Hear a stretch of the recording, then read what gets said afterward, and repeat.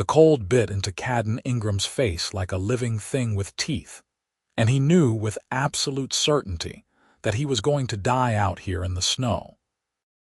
The sleigh lay on its side 20 feet behind him. One runner snapped clean through. The horse long since bolted into the white wilderness with half their supplies still strapped to its back. He had been traveling to Milford with winter goods for the trading post when the storm hit, transforming the simple forest road into a death trap of ice and howling wind. Now he sat against a pine tree, his leg throbbing where it had twisted beneath him in the crash, watching the daylight fade to a gray twilight that promised an even colder night ahead. He had managed to salvage one wool blanket from the wreckage, which he clutched around his shoulders with numb fingers. It was not enough, not nearly enough. The temperature was dropping fast, and he could already feel the dangerous drowsiness creeping into his thoughts, the seductive whisper that maybe if he just closed his eyes for a moment, everything would be all right. He knew better. He had seen men freeze to death before, during the border wars. They always looked peaceful at the end, like they had simply decided to take a nap in the snow. The sound of footsteps crunching through the drifts made him jerk his head up, hope flaring bright and desperate in his chest. Then he saw what approached, and the hope transformed into something more complicated. She was an orc. There was no mistaking it, even in the failing light. She stood well over 6 feet tall, with broad shoulders and a powerful build evident even beneath her heavy furs and leather. Her skin was a deep green, darker than spring grass, almost the color of pine needles. 2 small tusks curved up from her lower jaw, and her black hair was pulled back in a thick braid that hung past her shoulders. Her ears came to sharp points, and her eyes, when they fixed on him, were a startling amber color that seemed to glow in the dimness. Caden's hand moved instinctively toward the knife at his belt. He had fought orcs during the war, had seen what they could do with their bare hands to a human soldier. But his fingers were too cold to grip the handle properly. And besides, if she wanted to kill him, there was precious little he could do about it in his current state. The orc woman stopped a few paces away, studying him with an expression he could not read. She carried a large pack on her back and a walking staff in one hand. Her gaze moved from him to the overturned sleigh, then to the tracks in the snow where his horse had fled. When she looked back at him, something shifted in her face. "You are injured," she said. Her voice was deeper than a human woman's with a rough edge to it, but her words were clear and precise. "My leg," Caden admitted, seeing no point in lying. "Twisted it when the sleigh went over. Horse ran off. I was trying to reach Milford." "Milford is 12 miles from here," the orc woman said flatly. "You will not reach it before nightfall. You will not reach it at all in this cold with that injury."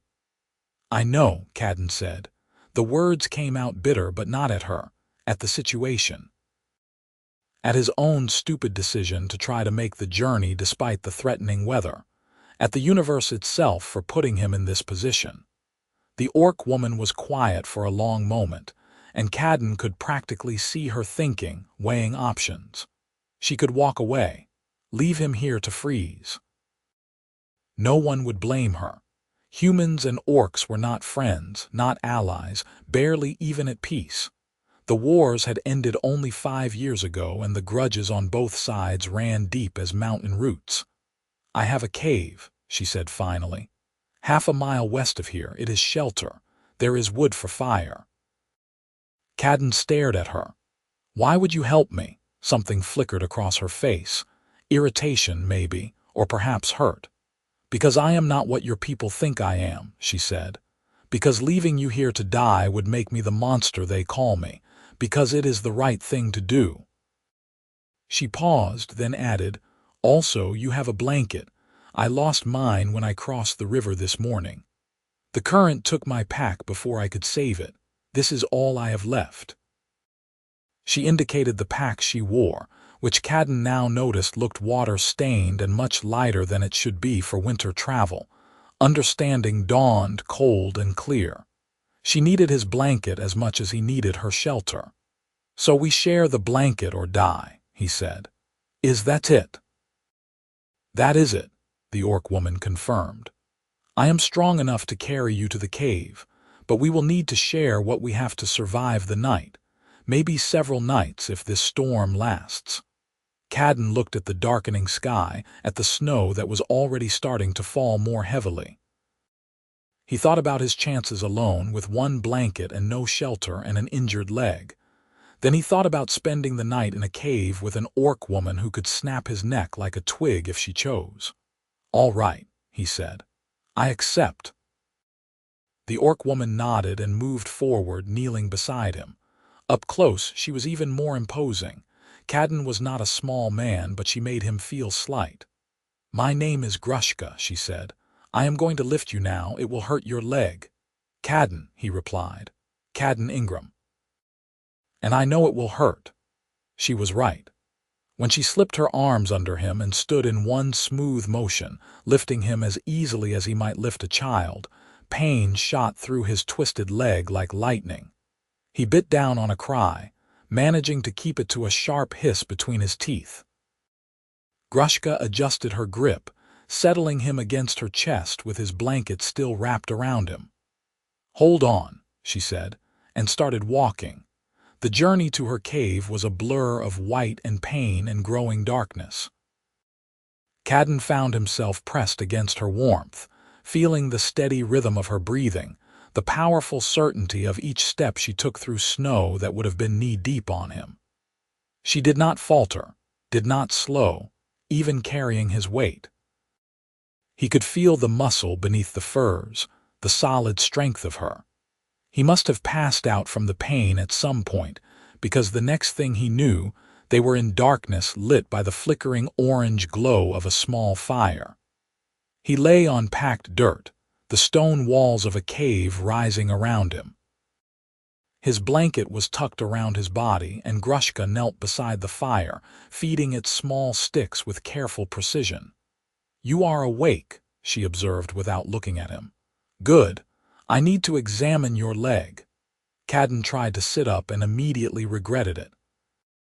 His head spun and his leg throbbed with a deep, sickening ache. "Is it broken?" "I will know in a moment." Grushka moved to his side, her large hands surprisingly gentle as she unwrapped the blanket and carefully cut away the leg of his trousers with a knife. Her fingers probed his swollen ankle with the confidence of someone who had treated injuries before. Caden gritted his teeth against the pain. "Not broken," she announced after a moment. "Badly sprained. You will not walk on it for several days, maybe a week." "We do not have a week's worth of supplies," Caden said. "No," Grushka agreed. "We have maybe 3 days of food between us if we are careful, less if the storm continues and we cannot hunt." She sat back on her heels, looking at him steadily. "But we have this cave, and we have fire, and we have one blanket. That is enough to survive. The storm will pass. Then we will find a way to reach Milford, or I will go there and bring back help." "You would do that? Go to a human town for help?" Caden could not keep the skepticism from his voice. "They would run you out, or worse." Grushka's expression hardened. "I know what your people think of mine, but I have lived on this mountain for 2 years now, and the hunters from Milford have learned to leave me alone. I do not trouble them. They do not trouble me. It is not friendship, but it is not war." She paused. "And if the choice is between facing their fear and letting you die here, I will face their fear." Caden studied her in the firelight. Her face was all hard angles and sharp features, but there was something in her eyes, some quality of fierce determination mixed with gentleness that surprised him. "Why did you leave your clan?" he asked. She was silent for a long moment. When she finally spoke, her voice was quieter. "That is a story for another night, perhaps. For now, we should eat something and rest. The storm is getting worse. We may be here for some time." She was right about that. Outside the cave, the wind howled like a living thing and snow blew in through the entrance in white gusts. Grushka had positioned their camp deeper in the cave, where the walls curved to provide shelter from the worst of it. But Caden could feel the cold pressing in all around them. They ate dried meat and hard bread from Grushka's pack, splitting it evenly without discussion. The portions were small, but the food was good, and Caden found himself unexpectedly hungry. As they ate, he watched Grushka in the firelight, trying to reconcile the creature before him with the savage monsters he had fought during the war. She caught him staring. "You are wondering if I will kill you in your sleep," she said. It was not a question. "No," Caden said, and was surprised to find he meant it. "Actually, I was thinking that you do not seem much like the orcs I fought in the war." "And what were they like, these orcs you fought?" "Brutal. Vicious. They fought like animals without mercy or honor." He hesitated. "But then we did too by the end. War makes animals of everyone." Grushka nodded slowly. "I was not in the war. My clan was far to the north, beyond the mountains. We heard of it, of course. The great battle between human kingdoms and the orc tribes of the southern plains. Many died, many lost everything." She stared into the fire. "That is why I understand why your people fear us, why they hate us. The wounds are still fresh. So why come here? Why live alone on this mountain, so close to human settlements?" "Because I could not stay with my clan," Grushka said simply. "I wanted different things than they did. I wanted peace. I wanted to live without constant fighting, constant proving myself. My people, they are warriors. Strong and proud, but I was tired of strength, tired of pride." She looked at him. "So I left. I found this cave. I hunt and gather and survive. It is not an easy life, but it is mine." There was something in her voice, a deep loneliness that Caden recognized because he felt it himself. "I know what that is like," he said quietly. "Wanting something different. I was a soldier during the war, fought for 5 years. When it ended, I could not go back to my family's farm. Could not pretend that everything was normal, that nothing had changed. So I became a trader. Travel the roads, bring goods from town to town. It keeps me moving, keeps me from having to settle down and face what I lost." Grushka tilted her head, studying him. "What did you lose, my brother?" "My closest friends, my innocence, I suppose, if that does not sound too dramatic." Caden smiled, but there was no humor in it. "I killed people during the war, probably killed some of your kind, though I try not to think about it too much. I did what I had to do to survive, but that does not mean I am proud of it." "War is cruel," Grushka said. "It takes the best parts of us and grinds them to dust, but it does not have to define us forever. We can choose to be something else, something better." "Is that what you are doing? Choosing to be something better?" "I am trying," Grushka said. "That is all anyone can do, try."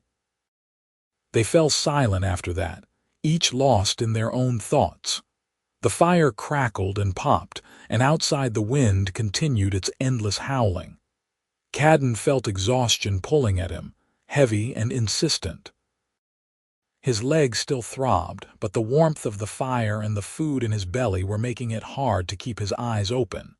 "You should sleep," Grushka said, noticing. "I will keep the fire going through the night." "You need to sleep too," Caden protested. "I will sleep later. Right now, your body needs rest to heal." She moved to where he lay and carefully tucked the blanket more securely around him. The gesture was surprisingly tender, and Caden felt something shift in his chest. "Thank you," he said, "for helping me, for not leaving me out there." Grushka met his eyes, and in the firelight her amber gaze seemed to soften. "You are welcome, Caden Ingram. Sleep now. We will face tomorrow when it comes." Caden closed his eyes, and despite everything, despite the pain and the cold and the strangeness of his situation, he felt safe. It made no sense. He barely knew this orc woman, and by all rights he should be terrified of her. But there was something about her presence, solid and steady and strong, that made him feel protected in a way he had not felt since before the war. He drifted off to the sound of her humming softly, some melody he did not recognize, low and rhythmic and strangely comforting. When he woke, gray light was filtering in through the cave entrance and Grushka was asleep beside him, curled on her side with no blanket, her arms wrapped around herself for warmth. She must have kept the fire going for hours before exhaustion finally claimed her. The fire had burned down to embers, and the temperature in the cave had dropped sharply. Caden could see her shivering in her sleep. Moving carefully, trying not to jar his injured leg too badly, he unwrapped the blanket from around himself and spread it over both of them, pulling it up to cover her shoulders. It was large enough to cover them both if they lay close together, though only barely. Grushka stirred at the movement, her eyes opening suddenly, alert and wary in the way of someone used to danger. "What are you doing?" she asked, her voice rough with sleep. "You are freezing," Caden said. "We share the blanket, remember? That was the deal." Grushka looked at the blanket covering them both, then at him, something complicated passing through her expression. "You should not do this. You need the warmth more than I do. Your body is weaker." "My body is also not the one that carried someone half a mile through a blizzard and then stayed up all night tending a fire," Caden countered. "You are exhausted and you are cold. We share or we both suffer. Those are the options." For a moment he thought she might argue, might pull away and insist on her orcish strength and pride. But then her shoulders sagged slightly and she nodded. "Very well. We share."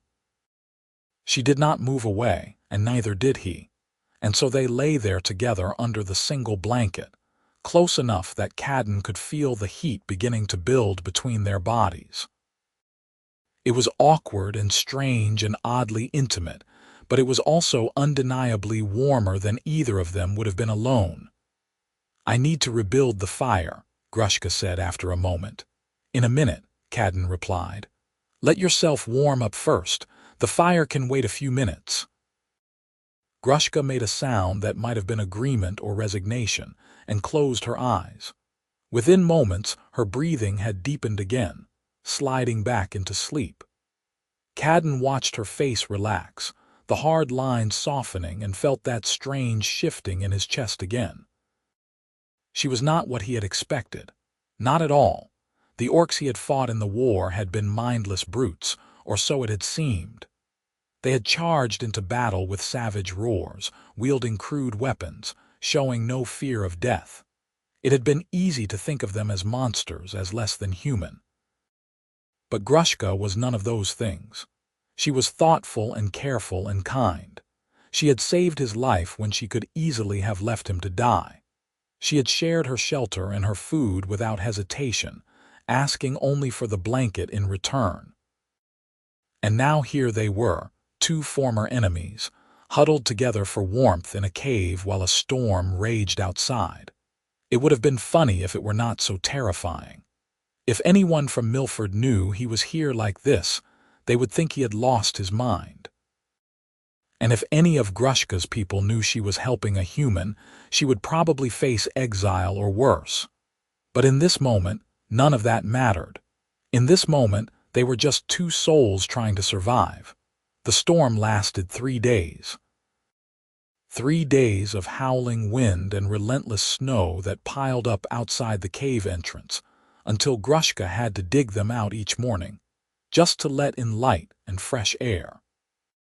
3 days of carefully rationed food and melted snow for water, and keeping the fire going with wood they had to use more and more sparingly.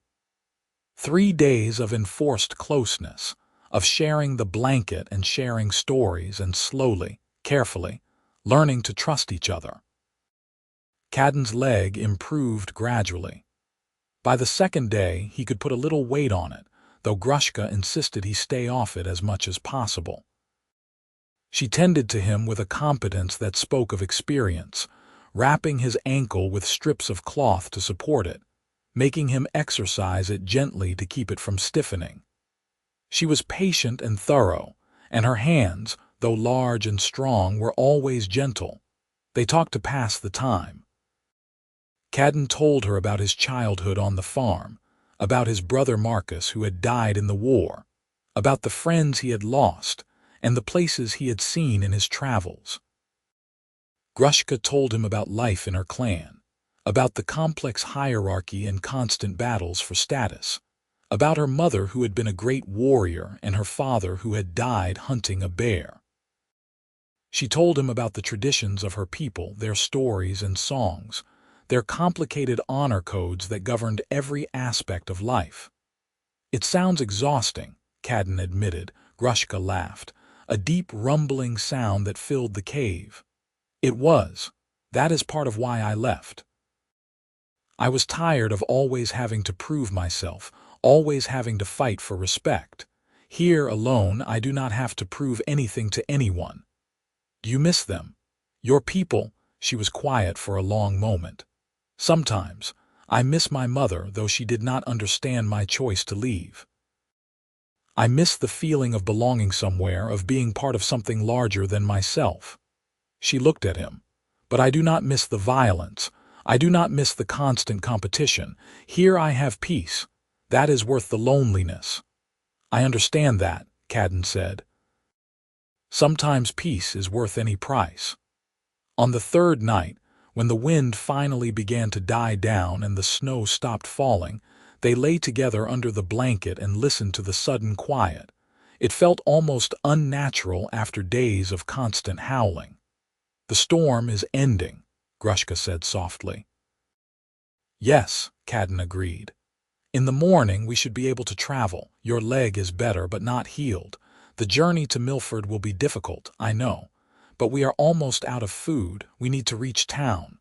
Grushka was silent for a moment. "I will carry you again if needed. We will go slowly.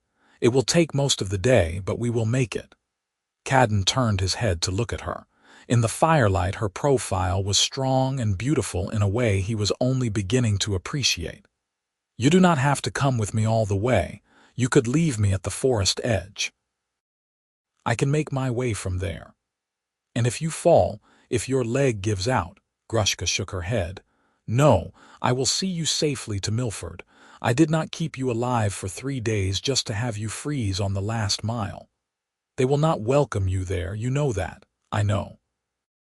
But I have faced worse than unwelcoming looks." She met his eyes. "Besides, someone needs to make sure you do not do anything foolish, like try to travel alone through a winter storm again." Caden felt himself smile. "Fair point."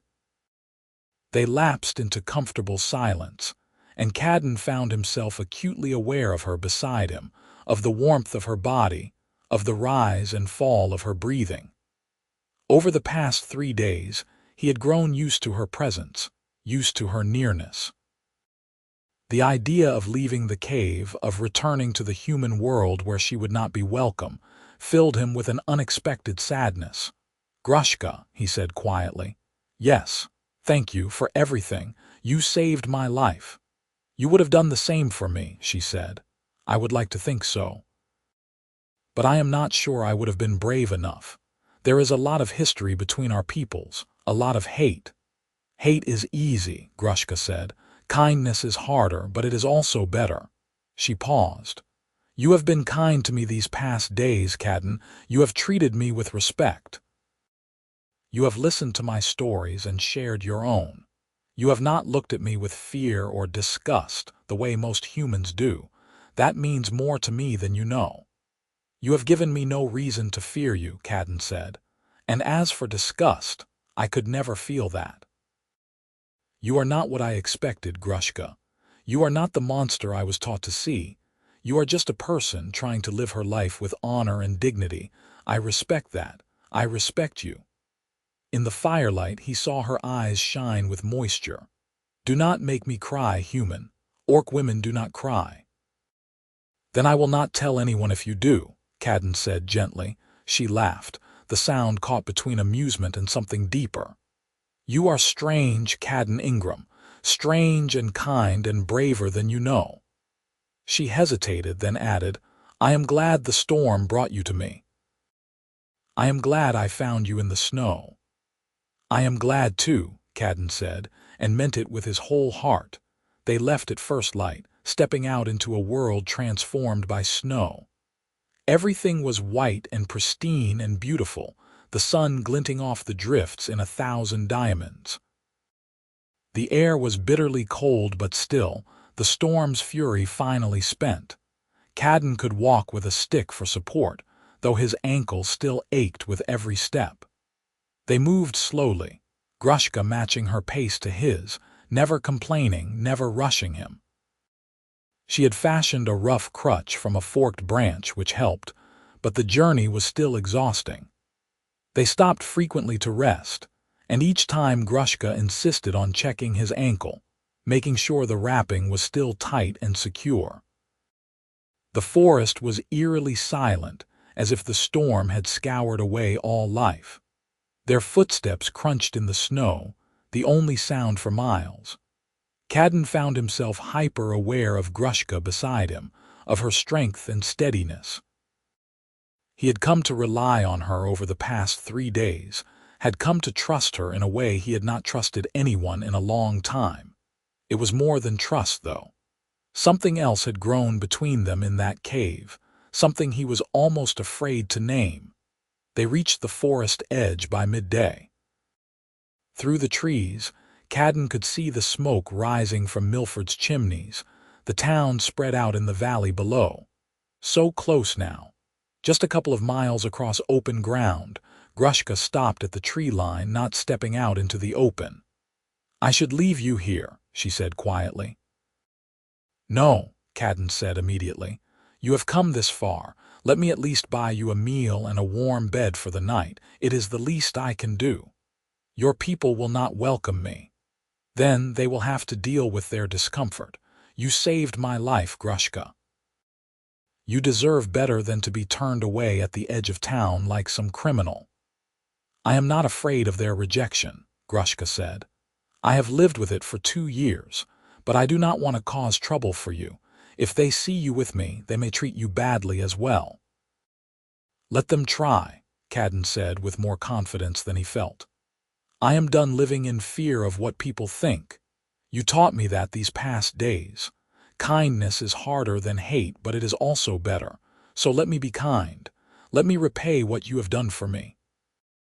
Grushka looked at him for a long moment, and he saw the conflict in her eyes, the desire to accept warring with the knowledge of how humans would react. Finally, she nodded. "Very well, I will come. But if it becomes dangerous, I will leave. I will not fight your people, Caden. I cannot." "It will not come to that," Caden promised, hoping desperately that he was right.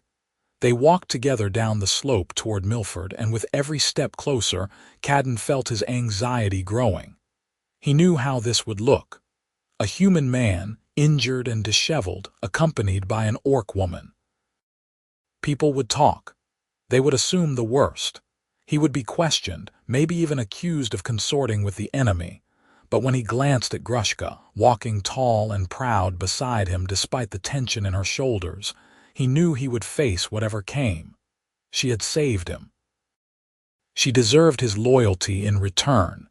They were spotted long before they reached the town proper. A group of hunters returning from the forest saw them and immediately raised their weapons, calling out challenges. Caden raised his hands in a gesture of peace, shouting back his name and explaining that he had been caught in the storm. The hunters approached warily, their eyes fixed on Grushka. She stood still, her hands deliberately away from the knife at her belt, making no threatening moves. Caden could see the fear in the men's eyes and the anger behind it. "That is an orc," one of them said, stating the obvious. "Her name is Grushka," Caden said firmly. "She saved my life. My sleigh overturned in the storm. I would have frozen if she had not taken me to shelter." "Or she caused the accident in the first place," another hunter muttered. "She did not. I was alone when the sleigh went over. She found me after, and she chose to help me instead of leaving me to die. She has done nothing wrong."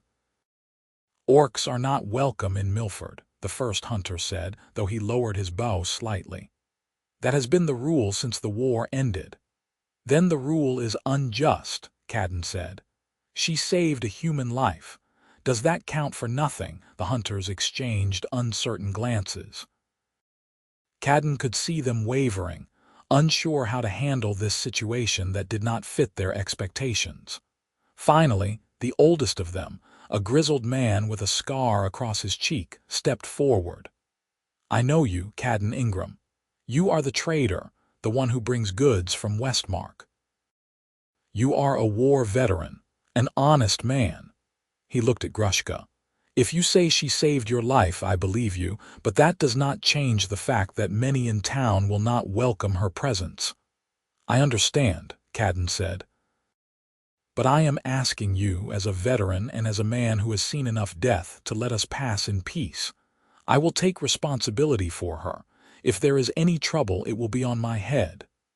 The scarred hunter considered this, then nodded slowly. "All right. But you will go straight to the inn, and she will stay out of sight as much as possible. And you will both meet with the mayor tomorrow to explain the situation." "Agreed. Agreed," Caden said immediately. They were allowed to pass, though the hunters followed at a distance, clearly not trusting Grushka despite Caden's assurances. The walk through town was tense. People stopped to stare, and Caden heard gasps and angry mutters as they passed. Children ran to hide behind their parents. A woman spat on the ground as they walked by. Grushka bore it all in silence, her face carefully blank, but Caden could see the pain in her eyes. He wanted to shout at these people, to tell them how wrong they were, but he knew it would only make things worse. So he walked beside her, close and protective, making it clear with his body language that she was under his protection. The inn was owned by a large man named Thomas, who had served in the war and lost an arm to an orc blade. Caden knew this could go very badly, but he also knew Thomas to be a fair man, at least in his own way. Thomas met them at the door, his expression dark. "You are bringing an orc into my establishment." "I am bringing the woman who saved my life into your establishment," Caden corrected. "And I am willing to pay double for a room and meals for both of us." "Double?"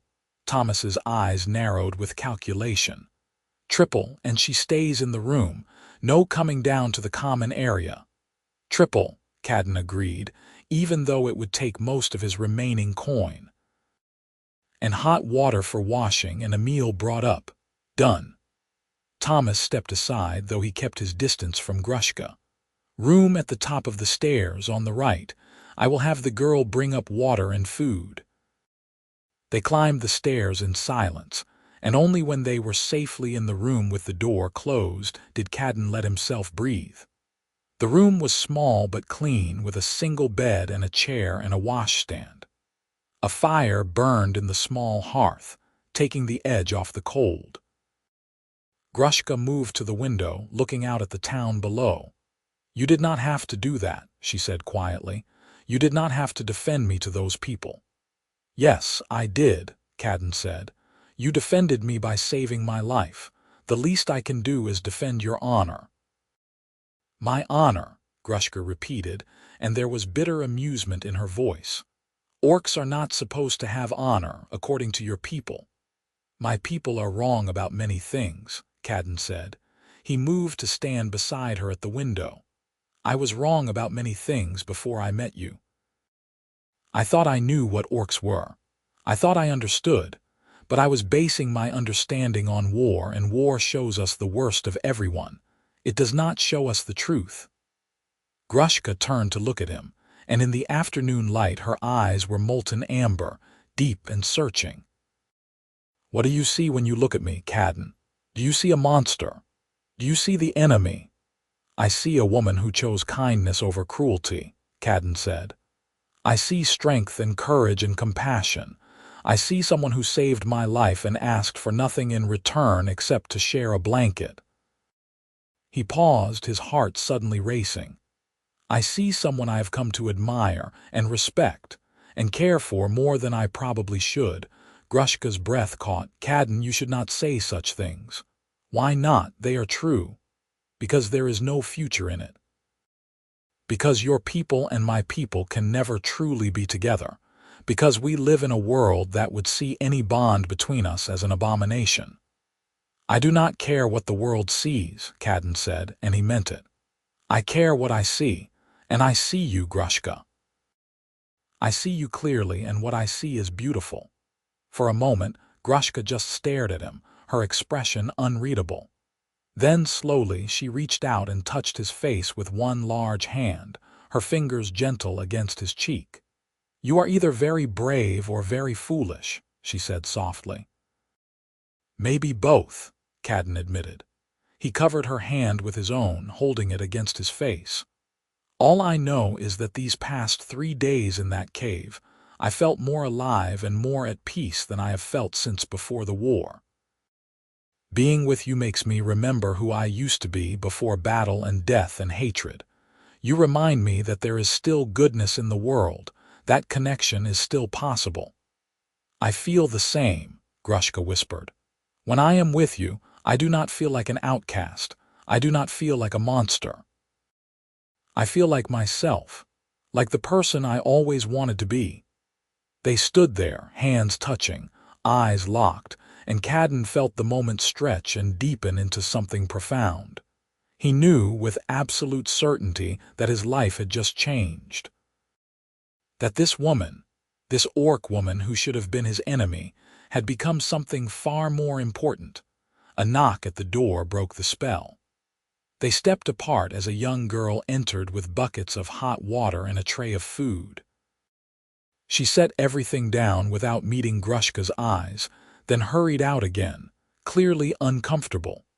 They washed and ate in companionable silence, both lost in thought.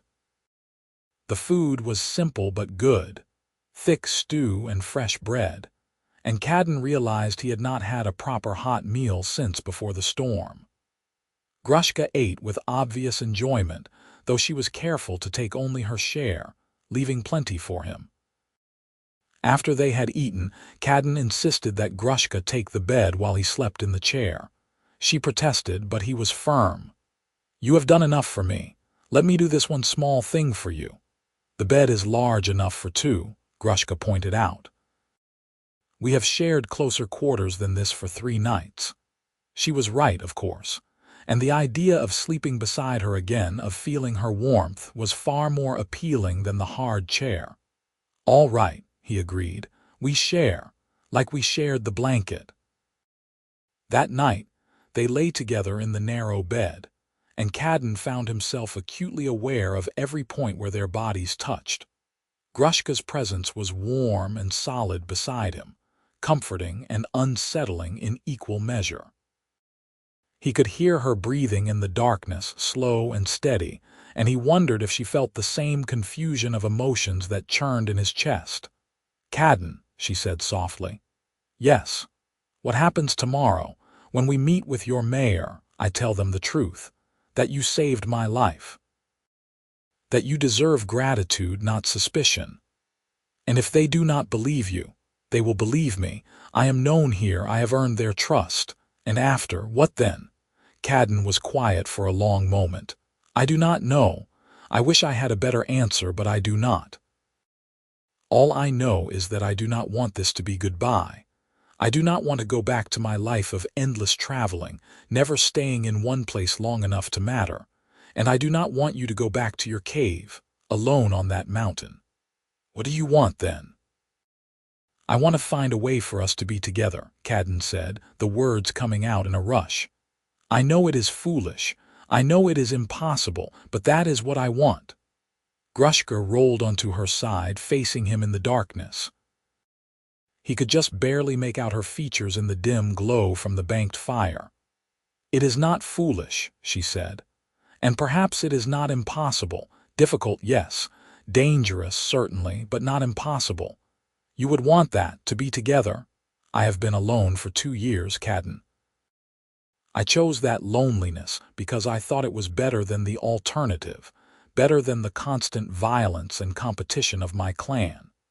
But these past days with you have shown me that there is another way, that I do not have to choose between my people and solitude, that there might be a third path, one I never considered. A path with me, Caden said, his heart racing. Yes, a path with you. She reached out and found his hand in the darkness, lacing her fingers through his. If you truly mean what you say, if you are willing to face the consequences. I am, Caden said without hesitation. Whatever it takes. They fell asleep like that, hands clasped, and for the first time in longer than Caden could remember, he had no nightmares. He slept deeply and peacefully, and when he woke, sunlight was streaming through the window and Grushka was watching him with a soft expression that made his heart ache. "Good morning," she said. "Good morning." He squeezed her hand, which was still holding his. "Are you ready to face the mayor?" "As ready as I will ever be." The meeting took place in the mayor's office, a small room above the town hall that smelled of pipe smoke and old paper. The mayor was a shrewd-looking man in his 50s named Robert Dalton, and he listened to Caden's story with careful attention, occasionally interjecting with questions. Grushka stood silent throughout, letting Caden speak for her, and Caden made sure to emphasize every detail of how she had saved him, how she had shared her shelter and supplies without hesitation. When he finished, Mayor Dalton leaned back in his chair and studied them both. "This is an unusual situation," he said finally. "We have had peace with the Orc territories for 5 years now, but that does not mean there is trust. Most people here still see Orcs as the enemy. Allowing one to stay in town, even temporarily, will cause fear and anger." "She does not want to stay," Caden said. "She has her own home on the mountain. She only came here to make sure I arrived safely." "So she will be leaving today," Caden hesitated. "That depends." "On what?" "On whether Milford is willing to allow her to visit occasionally, to trade, perhaps. To be treated as a person, not a monster." The mayor's eyebrows rose. "You are asking for formal recognition, for her to be allowed into town. I am asking for basic decency. She saved my life. She has done nothing to harm anyone here. She has lived peacefully on that mountain for 2 years without causing any trouble. Does that not count for something?" Mayor Dalton was quiet for a long moment, thinking. "I will not lie to you, Caden. This will not be popular. There will be people who object strongly.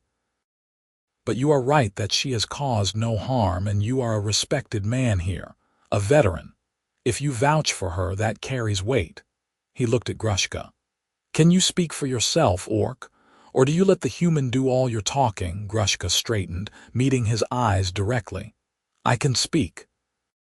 "I choose to let Caden speak because he knows your people better than I do. But I will tell you this, Mayor of Milford. I left my clan because I was tired of violence. I wanted peace. I wanted to live without constantly having to prove my strength or fight for status. I found a place on this mountain where I could have that peace. I do not wish to disrupt your town. I do not wish to cause fear. I only wish to be allowed to exist, the same as anyone else. And if Orcs from your clan come looking for you, if they bring violence with them, they will not. I made my choice 2 years ago and they accepted it. I am dead to them now. They will not come." The mayor nodded slowly. "Very well. I will allow you to visit Milford occasionally for trade, but you will be watched. If there is any trouble, any sign of danger, that permission will be revoked immediately." "Understood, understood," Grushka said. "And thank you." They left the office with a sense of cautious relief. It was not perfect, but it was better than Caden had hoped for. Grushka would be allowed to return. That opened possibilities he had not dared to imagine. They spent the rest of the day in town, with Caden showing Grushka around despite the stares and whispers that followed them. He introduced her to Thomas, the innkeeper, properly, and to a few of the other traders and shopkeepers he knew. Most were wary but civil, willing to give her a chance if only because Caden vouched for her. By late afternoon, they had purchased supplies for both of them, and Grushka was ready to return to her mountain. Caden walked with her to the edge of town, his leg much improved though still tender. "Will you come visit me?" Grushka asked as they stood at the forest edge. "Or was all of that just talk?" "I will come," Caden promised. "As soon as my leg is fully healed, I will come, and I will keep coming as often as I can. The path to my cave is difficult. You will need to be careful. I survived a blizzard and a sleigh crash. I think I can handle a mountain trail." Grushka smiled, a real smile that showed her tusks and lit up her whole face. "Yes, I suppose you can." She stepped closer, and for a moment Caden thought she might embrace him. Instead, she reached out and touched his face again, that same gentle gesture from the day before. "Thank you, Caden Ingram, for seeing me, for treating me with respect, for making me believe that something more might be possible." "I should be thanking you," Caden said. He covered her hand with his. "You saved my life in more ways than one. Then we are even." She pulled back, shouldering her pack. "I will wait for you. Come when you can." "I will," Caden promised. He watched her walk into the forest, her tall figure disappearing among the trees, and felt his heart go with her. 3 days. That was all it had taken. 3 days in a cave, sharing a blanket against the cold, and his entire world had shifted. He had thought he knew what he wanted from life. Safety, peace, the freedom of the road and no permanent ties. But now he knew that what he really wanted was connection, purpose. Someone to share his life with, not just his blanket. He wanted Grushka. The realization should have terrified him. Instead, it felt like coming home. The next 3 weeks were the longest of Caden's life. He stayed in Milford, letting his leg heal properly and using the time to make arrangements. He sold his damaged sleigh for parts and used the money to purchase supplies. He talked to the other traders about establishing a route that would take him through Milford more regularly. He prepared, in every way he could, for a future that included regular visits to a cave on a mountain. People in town slowly grew accustomed to the idea that he had been saved by an orc. The story spread, and with each telling, Caden made sure to emphasize Grushka's kindness and courage.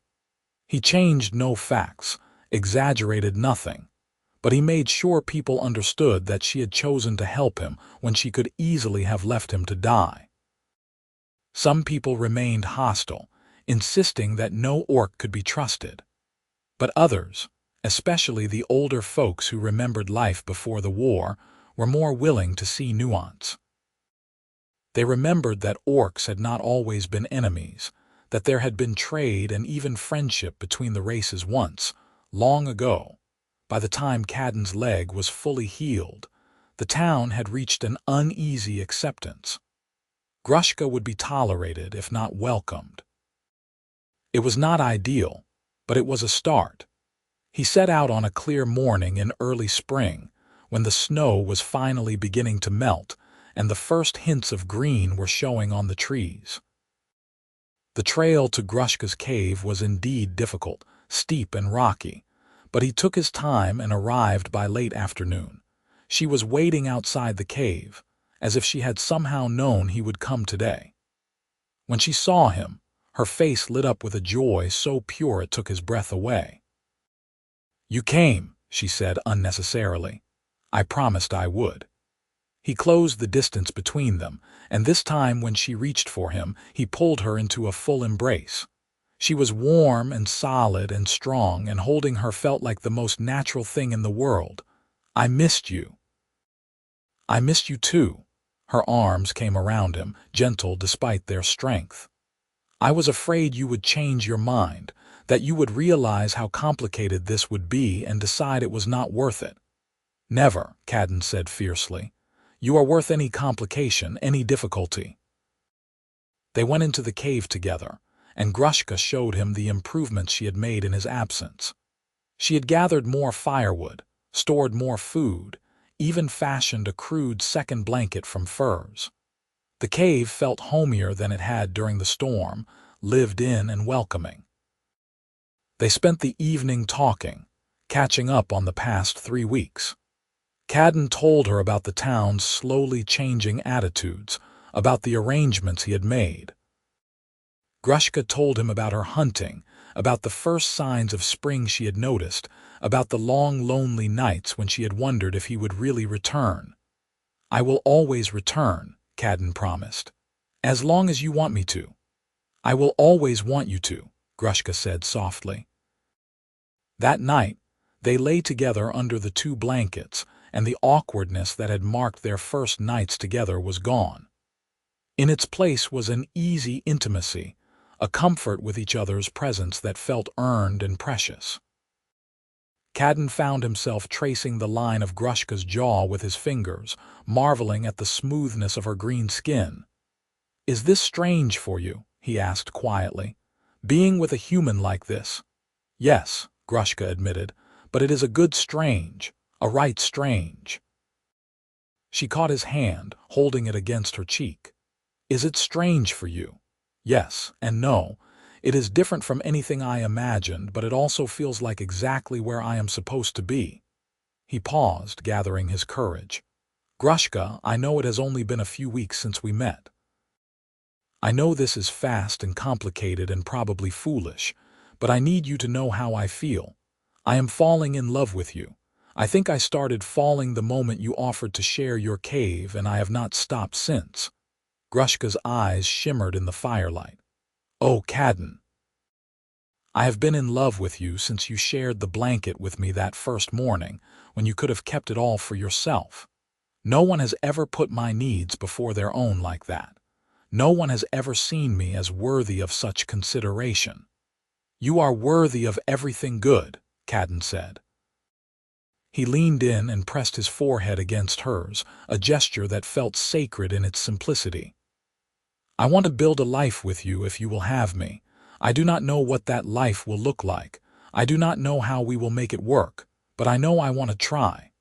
"Yes," Grushka breathed. "Yes, I want that too. I want to try."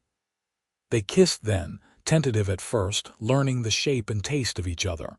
Her tusks made it different, required adjustment, but that only made it more precious.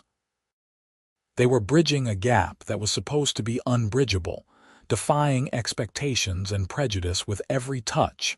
They did not rush. They explored each other slowly, reverently, mapping the differences and similarities between their bodies. Grushka's skin was tougher than his, her muscles harder, but she was warm and soft in all the ways that mattered. Caden traced the scars on her arms from old hunts and battles, and she counted the marks on his body from the war. They were both survivors, both scarred by their pasts, but together they could imagine a better future. When they finally came together fully, it was with a tenderness that belied their differences. They moved together slowly, finding a rhythm that worked for both of them, and when they finished they lay tangled in each other's arms, breathless and overwhelmed by the intensity of what they had shared. "I love you," Caden whispered into the darkness. "I love you," Grushka replied. "My brave, foolish, wonderful human."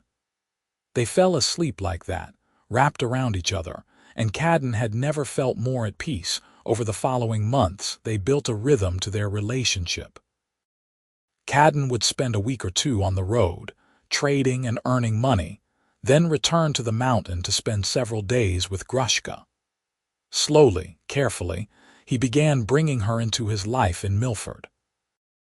She would come to town occasionally, always staying at the inn with him, and people gradually grew accustomed to seeing them together. It was not easy. There were incidents. A drunk who tried to start a fight with Grushka outside the tavern, until she calmly disarmed him without throwing a single punch.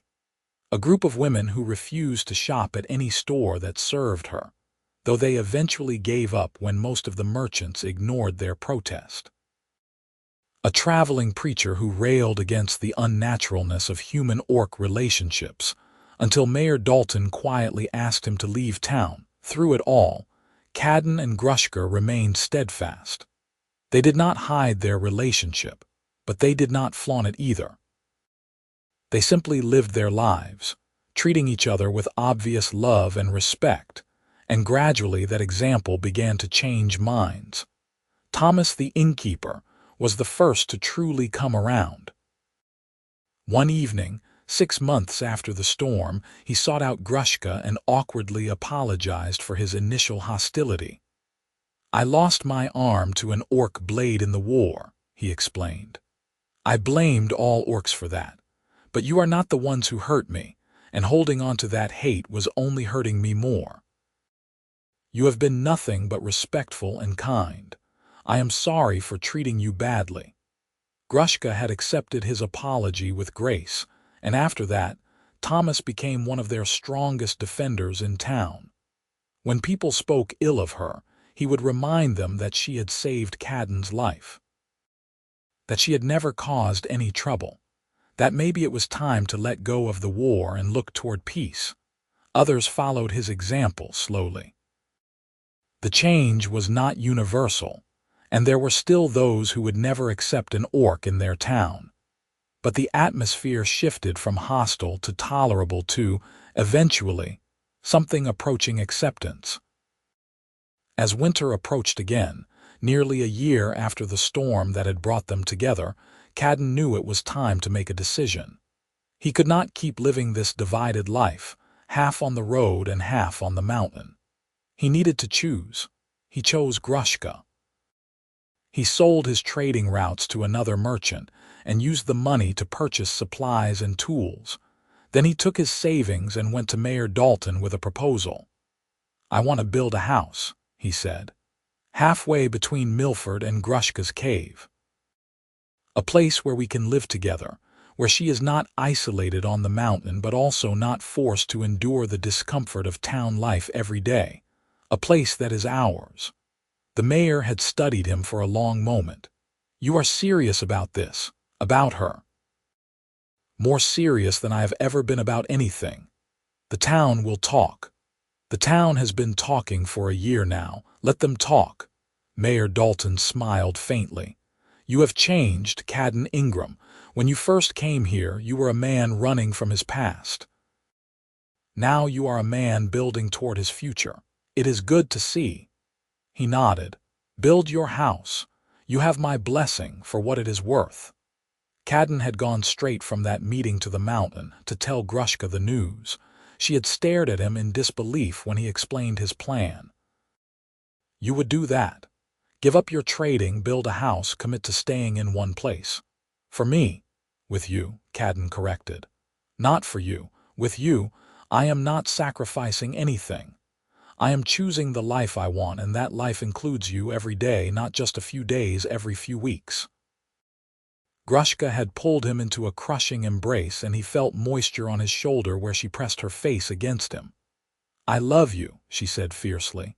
"I love you so much it frightens me sometimes." "I love you too," Caden replied, "and I am not frightened anymore. I am ready. Ready to build something lasting."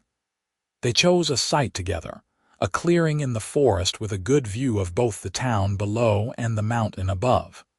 A place between worlds, between species, where they could create something new. Through the winter, they worked together to clear the land and gather materials. Come spring, with the help of a few friendly townspeople, they began construction. The house took shape slowly over the months.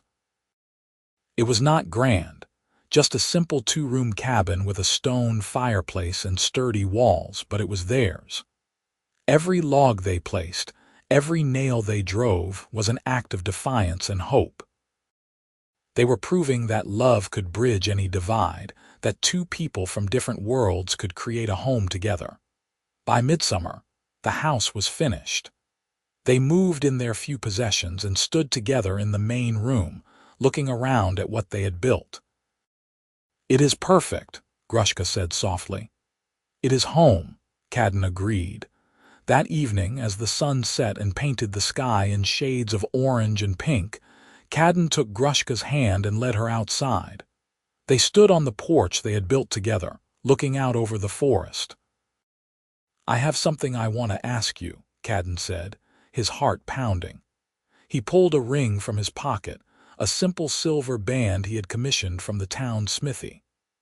Grushka, I know that marriages between humans and orcs are not recognized by either of our people's laws. I know that we will face prejudice and difficulty for the rest of our lives. But I also know that I want to spend that life with you, officially and completely. Will you marry me? Will you be my wife, in whatever way we can make that mean something? Grushka stared at the ring, then at him, her eyes wide and bright with tears. Yes, she said, her voice breaking.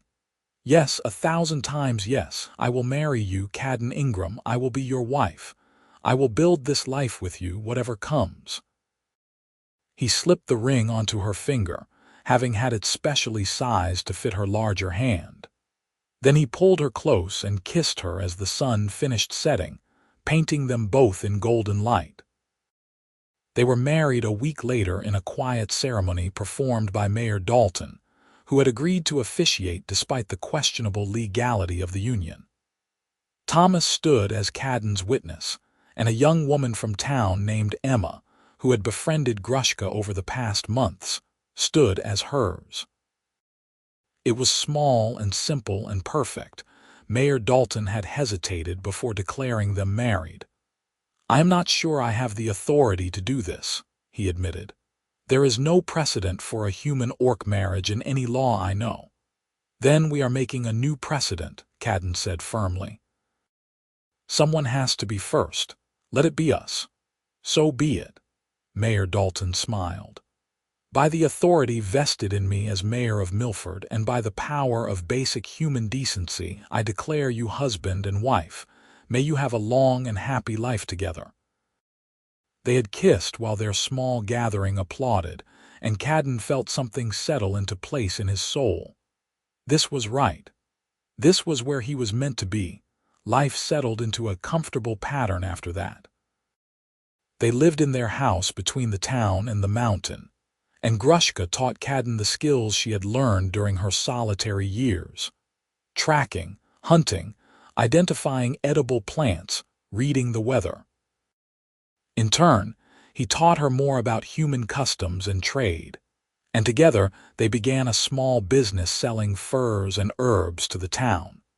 The first winter in their new home was beautiful in its simplicity.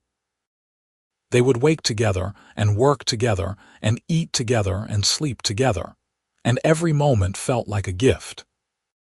On the anniversary of the storm that had brought them together, they sat by their own fireplace and remembered that desperate night when a sleigh had overturned 12 miles from town, and a choice had been made.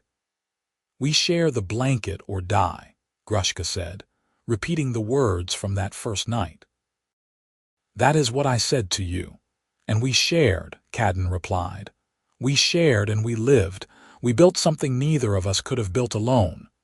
Do you ever regret it, giving up your freedom, tying yourself to someone like me? Caden pulled her close, pressing a kiss to her temple. Never. Not for a single moment. You are the best thing that ever happened to me, Grushka. You saved my life that night, and you have been saving it every day since. You saved mine too, she said softly. I thought I wanted to be alone. I thought that was the only way to have peace. But you showed me that true peace comes from connection, from love, from having someone who sees you for who you really are and loves you anyway. They sat in comfortable silence, watching the fire burn, and Caden felt gratitude wash over him. A year and a half ago, he had been dying in the snow, alone and afraid. Now he had a home, a wife, a future full of possibility. The road from there to here had not been easy, but it had been worth every difficult step. As spring returned and then summer, their lives continued to unfold. Grushka became pregnant, which filled them both with joy and terror in equal measure. No one knew what a half-human, half-orc child would be like, but they were determined to love and protect it regardless. The pregnancy was difficult. Grushka's body, built for orcish children, struggled with the smaller human element. There were scares and complications, but she was strong, and with care from the town's healer, a practical woman named Margaret who had grown fond of Grushka, she carried the baby to term. Their daughter was born on a cool autumn evening, 2 years to the day after the storm that had brought them together. She was small for an orc, large for a human, with green-tinged skin and the tiniest nubs of tusks just beginning to show. Her ears were slightly pointed, her eyes a bright green, and her cry was strong and healthy. They named her Hope, because that was what she represented. Hope for a future where humans and orcs could not only coexist but truly blend. Hope for a world where love mattered more than prejudice. Hope for their little family and all it might become. The town's reaction was mixed. Some people were horrified, calling hope an abomination, a curse. But many more were curious, even charmed. Babies have a way of softening hearts, and when people saw Caden and Grushka with their daughter, saw the obvious love and care they showed her, it was hard to maintain hatred. Thomas was the first to ask to hold her, which surprised everyone. He cradled the tiny infant in his one arm with unexpected gentleness. "She is beautiful," he said simply. "Any fool can see that." Others followed his lead, and Hope became something of a bridge in herself. People who would never have spoken to Grushka before found themselves stopping to admire the baby. Conversation started. Understanding grew. It was not a miracle cure for prejudice. There were still those who refused to acknowledge Hope's humanity, who saw only the orc in her. But there were also those who saw her as a symbol of possibility, of healing, of a future that could be different from the past. As Hope grew from infant to toddler, she proved to be bright and curious and strong. She had her mother's determination and her father's kindness, and watching her explore their little house and the forest around it filled Caden with a joy he had never imagined possible. On her second birthday, they held a small celebration in the town square. Mayor Dalton had suggested it, saying it would be good for people to see the family together, to understand that they were just people trying to live their lives. Caden had been nervous about such a public display, but Grushka had agreed, seeing it as an opportunity to continue building bridges. The celebration was attended by more people than Caden had expected. Many townspeople came, bringing small gifts and well wishes. Even some who had been hostile in the past showed up, drawn by curiosity if nothing else. Hope ran around with the other children, playing chase and laughing, and no one could deny that she was just a little girl, regardless of her heritage. Thomas gave a short speech about how the town had grown and changed over the past years, how accepting Grushka and her family had made Milford a better, more compassionate place. There were some grumbles, but also a lot of nodding heads and thoughtful expressions. As the sun set on the celebration, Caden stood with his arm around Grushka, watching Hope play with her new toys, and felt a profound sense of completeness. This was what he had been searching for during all those years of wandering. This sense of belonging, of purpose, of having built something meaningful.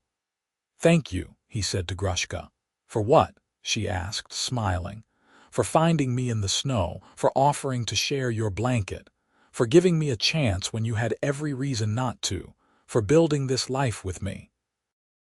"I should thank you," Grushka replied, "for seeing me as more than a monster, for loving me despite everything, for giving me a family when I thought I would spend my whole life alone." "We saved each other," Caden said simply. "Yes," Grushka agreed. "We did." Years continued to pass, and their family grew. They had 2 more children, A son they named Marcus after Caden's lost brother, and another daughter they named Arya. Each child was unique, with different blends of human and orc features, and each was loved completely and unconditionally. The children grew up in a world that was slowly changing. More interspecies relationships began to form, tentatively at first, as other humans and orcs saw what Caden and Grushka had built and dared to hope it could work for them too. It was not a revolution, but it was a quiet evolution toward acceptance and understanding. Caden and Grushka aged together, their lives intertwining more deeply with each passing year. They faced challenges, of course. There were still incidents of prejudice, still people who could not accept what they represented. But they faced everything together, drawing strength from their bond and from the family they had created. On their 10th wedding anniversary, they stood together on the porch of their home, watching their 3 children play in the yard. Hope was 12 now, tall and strong and confident. Marcus was 8, thoughtful and gentle. Arya was 5, curious and fearless. They were all beautiful, all perfect, all testaments to what love could create. "You remember that night?" Grushka asked. "When the sleigh overturned and you were dying in the snow?" "Every detail," Caden replied. "I remember thinking I was going to die. I remember seeing you and being afraid. I remember you offering shelter and me having to trust you, having no other choice." "I was afraid too," Grushka admitted. "Afraid that you would attack me, or that I would fail to save you, or that helping you would somehow make things worse for both of us. But I knew I had to try. I could not leave you there to freeze. I am so glad you did not." Caden pulled her close, kissing her softly. "That night changed everything. It gave me this life, this family, this happiness. It gave me you." "We share the blanket or die," Grushka said, echoing her words from that first desperate night. "That is still true, you know. We keep each other warm. We keep each other alive. Together we survive what would kill us alone." "Always," Caden agreed. "For the rest of our lives we share everything. Blankets and burdens, joys and sorrows, everything." They stood there on their porch, arms around each other, watching the sun paint the sky in brilliant colors. Their children's laughter rang through the air. Smoke rose from chimneys in Milford below. The mountain stood solid and eternal above. And in that perfect moment, Caden felt the story that had begun with a storm and a crash and a desperate choice come full circle. He had been lost, and Grushka had found him. She had been lonely, and he had given her family. Together they had built a life that defied expectations and proved that love could overcome any obstacle, bridge any divide, heal any wound. The sleigh had overturned 12 miles from town, and the orc woman had said they must share the blanket or die. They had shared, and in sharing they had found not just survival but something far more precious. They had found home. They had found love. They had found each other, and that made all the difference. As the stars began to emerge in the darkening sky, Caden called the children in for dinner. They came running, laughing, full of energy and life. Grushka started setting the table while Caden stoked the fire in the hearth. The house filled with warmth and the sounds of family, and everything was exactly as it should be. This was their happily ever after.